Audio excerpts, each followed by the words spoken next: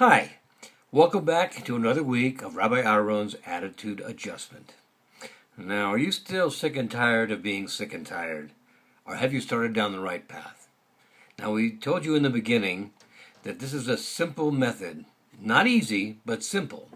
It just requires you changing your mindset to something that will work, as opposed to something that you've already proven in your life doesn't work, which is why you're sick and tired of being sick and tired.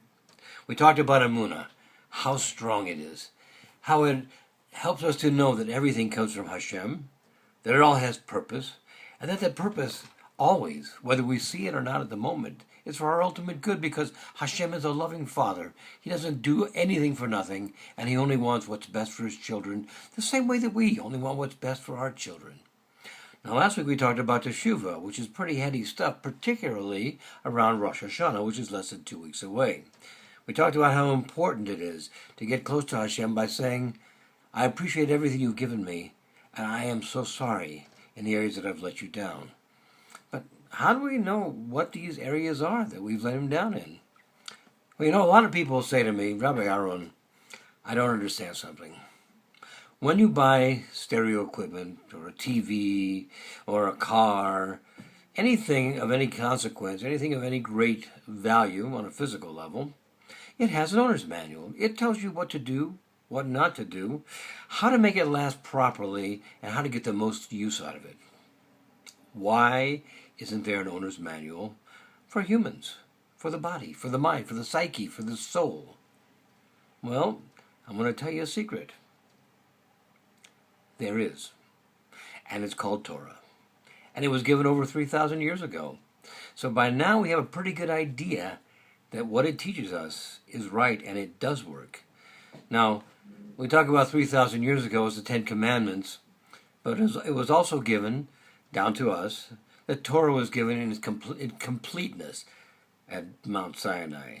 Not just the written Torah, but the oral Torah, which includes the Talmud and the Shulchan Aruch and all the things that are in them. Not specifically as those books, but all the principles that are in those books. So we have them all today. So we can't say we don't have them anymore, that somebody stashed them away and we haven't been able to get to them. They're out there and they're for us to use. And you say, yeah, but I can't do all that. Okay, just between us. You can't or you don't want to. Now, I know you can. You know how I know you can? Because we go back to our basic premise that everything comes from Hashem. He doesn't give you anything to do that you are incapable of doing.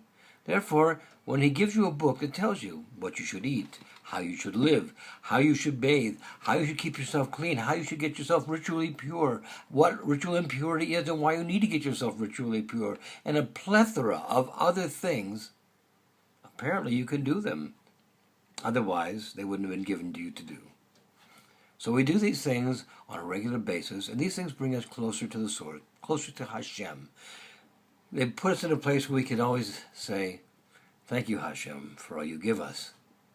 We are very, very grateful, and we are very, very sorry that we have not lived by your rules to this point.